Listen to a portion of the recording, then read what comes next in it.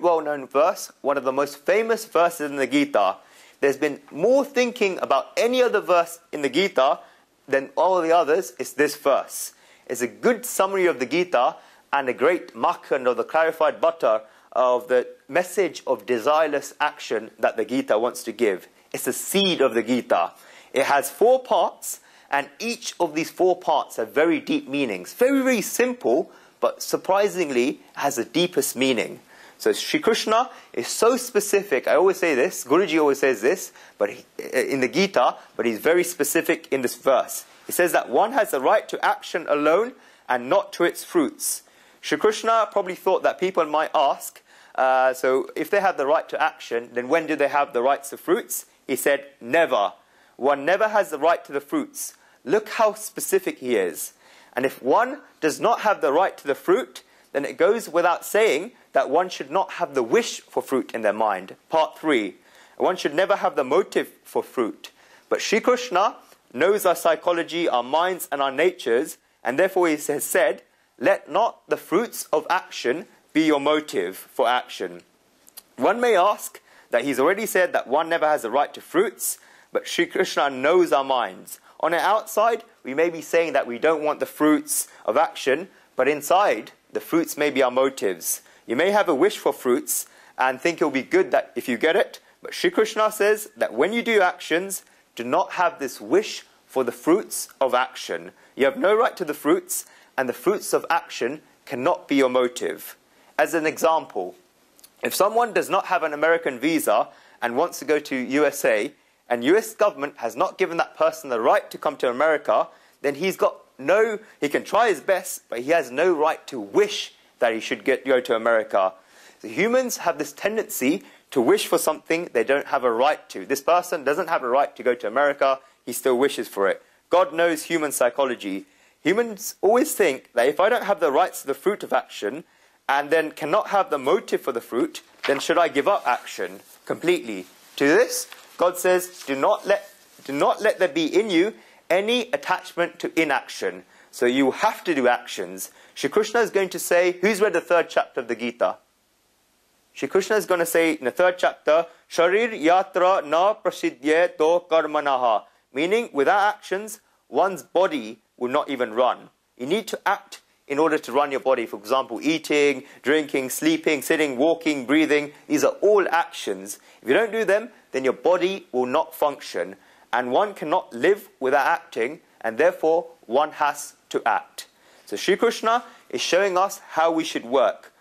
Many saints have called this verse a verse of blessing.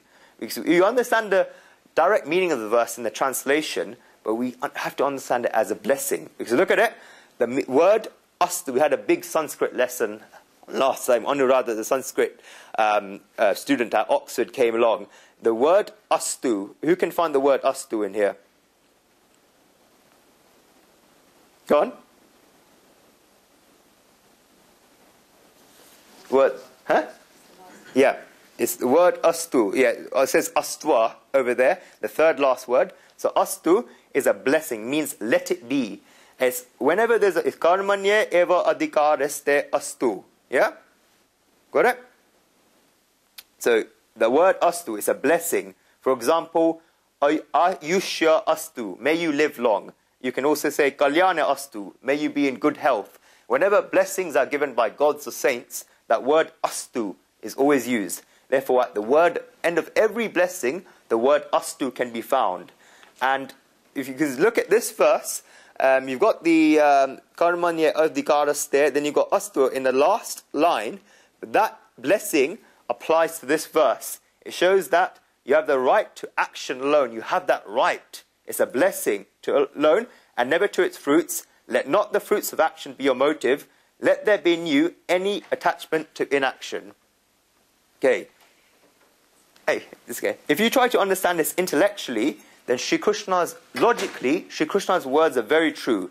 Shri Krishna makes the difference between an action and its fruit very clear. The fact that you don't have the rights to the fruits does not mean that you will not get the fruits. You will get the fruits, but it's not in your hands. No action, in fact, can be satisfied without getting the fruits. You will get the fruits, but it's not a matter that's in your hands. It's not something that you have a right to. I'll use a simple example to explain this, which comes from Guruji. I'm allowed to plant a seed for a mango tree. I give it water every day. These are actions that are in my control. But as the tree gets bigger and bigger, whether the mangoes will grow or not, as to whether the mangoes will grow, whether the leaves will grow, that's not in my hands. I can put efforts in growing the mango tree. These efforts and actions are in my hand. But the fact whether the mangoes will grow, that's not in my hand. That's exact example of this verse. Now, we're going to understand it in a larger concept. A lot of people misinterpret this verse as saying that you should give up fruits completely. Let me show you why this verse is a blessing. Logically, what is it that we call destiny? What is it that we call destiny? When we consume the fruits or whatever we have in front of us is nothing but the result of the choices we have made in the past. And these fruits that we're consuming, look at this, are in the present. The consequences of these fruits are in the present, and that destiny that has come is in the present. And what is the process of consuming these fruits in the present? That's the action. So what Sri Krishna is saying here, when you don't have a right to the fruits, he's talking, you can translate this verse to the present alone have your right, and never to loan to the future. Let not the future be your motive. That's what he means. So when you talk about fruits, it's about the fruits in the future. When you're enjoying the fruits in the present, that's an action. If you think about it, yeah? You understand? You with me? When you're enjoying the fruit in the present, that's the action. That destiny has come in the present. And when you're consuming those fruits, that's karma, that's action. My present karma is when I am facing my destiny. That root of the destiny may be behind, and the karmas and the reasons behind it may be behind, but I am enjoying the fruits is the present. That is the action. And the enjoyment of the fruits is my present karma. And as Sri Krishna has given me the freedom in the 47th verse of the 2nd chapter of the Gita, Karmanya eva adhikaraste ma phaleshu kadachana, to perform that action and enjoy that fruit in the present. So understand and accept that my right is not in the fruit, and I can't decide the fruit, but once the fruit has come to me, hi Sonet, another one back from India, once the fruit has come to me, then I have a right. Let us say we perform the action, for example, in planting the seed. The action has been performed. Now when the fruit will come after 2 years, after 5 years, 10 years, or 20 years, that's not in our hands. The fruit will come by itself. Ma phaleshu kadachana. But when that fruit comes, and I'm eating that fruit, then that is your present action, is it not? That's your action, right? So, and that Sri Krishna has given me the right to that, because that is my right, and that's why this verse is a blessing. That's understood? Yeah. So, karmanya eva adhikaraste ma phaleshu kadachana. Now, let us see what this right is. We're not slaves to our destiny, and this is the explanation why. Because it has come, and it depends entirely on me how I accept my results. How do I accept my results? Even there, I have a choice. Like I had the choice in performing the actions. For example, should I perform good actions or bad actions, right actions, wrong actions, or should I perform actions or not perform actions at all? I had a choice. Similarly, I have the choice as to how I accept the results, because these are also actions, because it's a present action. So do I want to be happy with those results or the fruits, or do I want to be sad with the results? Irrespective of the type of the fruit. But the problem is that we don't exercise that choice with discretion, as we do not use the intellect, the vivek buddhi, the intellect that God has given us at the time of performing actions, that thing that allows you to make a discretion between right and wrong, and we just perform the actions we feel like performing. Do we ever use our intellects to make discretions like, should I do this or not? Is this right or not? We just do not think. We just do it. Why? Because I feel that this is the way. It is wrong. We may not feel that it's wrong, and we may not have the right data, but you may not have the right judgment to perform the actions, but we still feel that it's nice because of our selfishness. We'll discuss the concept of what is right and what is pleasurable in the 3rd chapter of the Gita. But why do we do things? Because we like to do them. Because our importance will increase. Our selfish motives will increase. But they may not be right. They may not be correct. It may not be justified in our scriptures. Because of it, the beauty of our karmas in their totality might decrease, might not increase. And if this is the case, and we do not exercise our choice while performing that action, then the consequence will come. The fruit will come, whether it's right or wrong. When you perform good actions, you get good consequences. Simple. Perform wrong actions, you get wrong consequences. And Shri Krishna is implying here that when you're consuming the fruits in the present, when you're performing those actions, then think about the consequences and think about this vivek buddhi, your right of discretion. How? What happened? Hi, you haven't come back from India. What happens is that at the time of performing actions, people do not exercise this choice of discretion. And also, at the time of enjoying these fruits, we do not exercise that choice of discretion. We usually operate by default and not by the self. And that's the problem with all of us. That's the problem with each individual. Most often in life, and in fact more often than not in life, we just operate by default. We have the right to make the choice during each and every moment, but we don't exercise that choice. Neither do we exercise that choice while performing actions, and neither do we exercise that choice while consuming the results of the fruits of that action. What happens is that we operate so much by default. If someone praises us, then we get happy. At that time, do we think whether that praise is right or not? Do we think that it's justified or not? If you go to any marriage reception or any party, go to any woman and go, wow, you look gorgeous today. Just look at the 1,000-watt light bulb on her face that just lights up. But she will not think whether this praise is right. She will not think whether, do I really look gorgeous? Is this actually justified? We don't think about it. She'll think about, this person has praised me. Wow, you just made me so happy.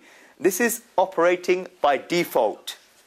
We do not testify the validity of that praise. Similarly, if someone criticizes us, then exactly the same opposite happens. We get sad. Do we even testify the validity of that criticism? If someone comes up to us and says something about us and somebody else, then we immediately believe it. We get sad, we get upset. Why? We have a choice whether to accept it or not. We have that choice, but again there, we operate by default. When there is criticism, we get sad. Why? Let anybody say what they want to about you. You yourself know what you are like. Why be upset about it? You say, people are saying this about me, people say this. Why be upset about it? Is everyone in the world going to be a yes man who's just going to compliment you, do exactly what you say? People will say this. Just like you have not justified praise, same way, do not justify criticism.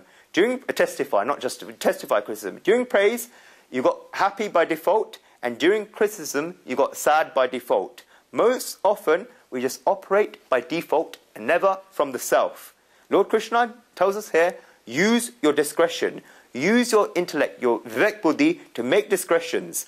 You have no right to creating the fruits. You have no right to creating the results, but you definitely have the right to accept the results. Remember also, devotees say, Sukhasya dukhasya har gopikaran fal upadati ka buddhishru. We are responsible for creating our own pleasures and pains. It is our discretions as to how we perceive them. We are responsible for creating our own pleasures and our own pains. It is our discretion as to how we perceive them. Why? We say that when pleasures and pains are coming, then God is giving them to us. No, it is your choice. It's because of choices you have made in the past why pleasures and pain come, and it's also your choice right now in the present how you accept those results. It's your choice to be happy or sad, how you accept it. Guruji often gives the example during his discourses. There's a young man with 2 children, his wife dies. In one's youth, is this a sad event or not? Any husband in this situation will get sad and think, what will I do? How will I raise the children? There are so many responsibilities. Very easy, natural to get sad in this situation. This very sad event happened in Narsi Mehta's life. Who's heard of Narsi Mehta? 15th century saint in Gujarat.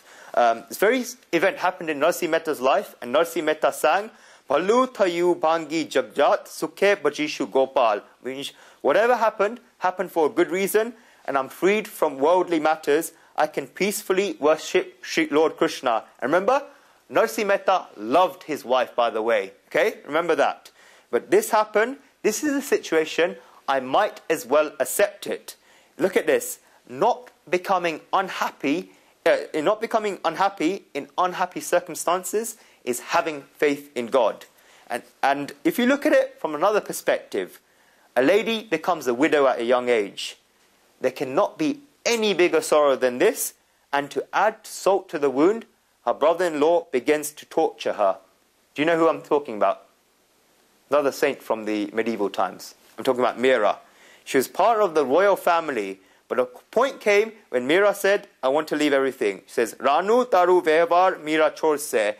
In that age in Rajasthan, society was so traditionally orientated. She was a single lady and a widow who left her home, not a common home, but a palace, where she was born with a stamp of the royal family. She left everything. Santo ke sang chali Meera. She went in the company of saints. Mere to girdar gopal dusra na kohi. For her, there was Lord Krishna and nobody else. Destiny may have given us suffering, but whether to interpret it as an event for suffering or not is entirely our choice. It's entirely our choice. This is what wisdom is all about. We are not helpless. 90% of people in society will say, what will I do? The circumstances are like this. What will I do? You can do whatever you want, because interpretation is solely your role. Just look around and see. There are people on this one hand who have just given up everything and who remain depressed. They say, what will I do? My circumstances are like this. My body is like this. The world is so bad. Have pity on me. What can such a person do? This person is just lying there depressed. They just ask for a string to be tied on a tree. They ask for coconuts to get broken. They get stuck into blind following. If someone looks at them and they say that they'll give them the evil eye. They say, Najar lagi jai. That's what they say in Gujarati. This is blind following. They say that, let us hope that no one gives us this evil eye, Najar lagi jai. People therefore sell a certain type of jewelry for them to wear. These people look psychic. And if you look at them for 15 minutes, you might actually feel it's worth getting. They say that someone gives you this evil eye, then you wear this piece of jewelry, or you tie this string, or you break a coconut. They give you the evil eye, it gets reflected to this jewelry, so it goes back to them. This is blind following. This is rubbish. What they say, whatever you do, how can someone else give you the evil eye? They say that these people tell you to wear something. You know exactly the type of person who I'm talking about. These people that say, Najar lagi jai. According to the Gita, Shri Krishna says, tell these people to get out of here. If you do good karmas, good results will happen. You do bad karmas, bad results will happen. There's no magic, there's no evil eye, there's no witch doctors, things like that. It's a lot of rubbish. Do not ever believe these people. This is blind following.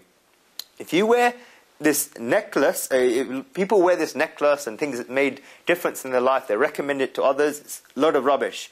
If you wear a necklace to devotion of Sri Krishna in your heart, then no matter what people look at you, how people look at you, it will not matter to you. What difference will it make? But a person who's depressed, gets resigned, who loses his faith, gets resigned to faith, he gets lost in blind following and is broken. That was one hand. On the other hand, you see a person with no hands, no legs. Guruji has seen such a person in America. He has no legs, he's got no hands, he just has a torso. Can you imagine his body? And you know what? He's a renowned motivational speaker. You've heard of him, Meera. He's a renowned motivational speaker. He cannot walk, he cannot do anything. He has to be lifted up onto the speaker's box. He can't move a single muscle of his body apart from his torso. All he can do is speak. Guruji has seen his discourses that he gives for 1 hour, for 2 hours. All he can do is speak. And after seeing him, people think, if he can do it, so can I. That's the difference. See the interpretation? He could have cried. He could have said, I have no legs, I have no hands, I have nothing. What will I do? But he's never thought, what will I do? He just got on with his life. My dear brothers and sisters, it's entirely up to us how we're going to interpret this situation. Just make sure the remote control is in your hands and not in somebody else's hands. And control of your life should be in your hands, and this is what Karma Yoga teaches us. I'll show you a small technique before performing any actions. These are 2 questions you should always ask yourself. First, what will be the result of this action I perform? Number 1. Number 2, will this action in the future make me, my family, my community, the nation, and the world at large happy? First question, what will be the result of this action? Number 2, will this action in the future make me, my family, my community, the nation, and the world at large happy? We usually don't think about question A, and we presume, yes, we are in control. But think about what will be the result of the action. And we also usually don't think about question B. But once we practice this perfectly, then immediately we'll be able to decide whether the action is proper or not. And the stage will come where you can only do proper actions. Guruji was recently reading a very interesting chapter in a book, and he came across this wonderful concept which many of you may have heard about. Guruji thought about it. There's 4 stages. This applies not just to Dharma, any field in life. You need these 4 fields to succeed. It's a process of evolution of any individual in any field in life. Put your hand up if you've heard about this. No matter what field you're in, they're the 4 stages. First, unconscious incompetence. Second, conscious, you've heard of it right now, conscious incompetence. Third, conscious competence. Unconscious competence. First, unconscious incompetence. Third, conscious incompetence. Third, conscious competence. Fourth, unconscious competence. So in this first stage of unconscious incompetence, we're not even aware that we don't even know. We don't even know what we're not good at. This is unconscious incompetence. And most people average it out in life simply because of this, unconscious incompetence. But to a chosen few, the wisdom comes, and it teaches them that I have to learn something new. I have to break free from my bondages. I want to evolve. Therefore, one starts studying, one comes into the company of good people, and then the second stage comes, which is conscious competence. We become aware of our limitations, which is quite alarming. It is quite scary sometimes. We think, I did not even know about this. I did not even give a thought about, I didn't even think about this way. This is so terrible. This is conscious incompetence. Of those who progress in life, a specific portion of those people just stagnate at this level. They're so scared by their incompetence, and once they know that, oh, I'm no good, I'm just bad, then they just stop at this level. But then there are people who want to overcome this incompetence in any field, whether you're a lawyer, engineer, accountant, whatever. They work hard, they put in the efforts, and they transform that incompetence to competence, but consciously. This is the third stage of conscious competence. There was unconscious incompetence, then there was conscious incompetence, now there's conscious competence. They sharpen their skills, they update the knowledge, they do whatever it takes to make themselves competent, and this is conscious competence. And most people, 99.9999%, stop at this level because now they think, I know what I'm doing. I've sharpened my skills, I've learned that technique, and there's no doubt about it, so they start getting the results. Most people stop at that. My dear friends, remember that we're always consistent students in life. Nobody ever graduates in life, no matter how much wisdom you attained, and our good is in this. The learning process should never stop. And when you're at it, and you're a constant learner, then the final stage will come, in which about 1 in 100,000 people reach, which is unconscious competence. This person reaches such a level where sometimes you yourself are not even aware of your capabilities.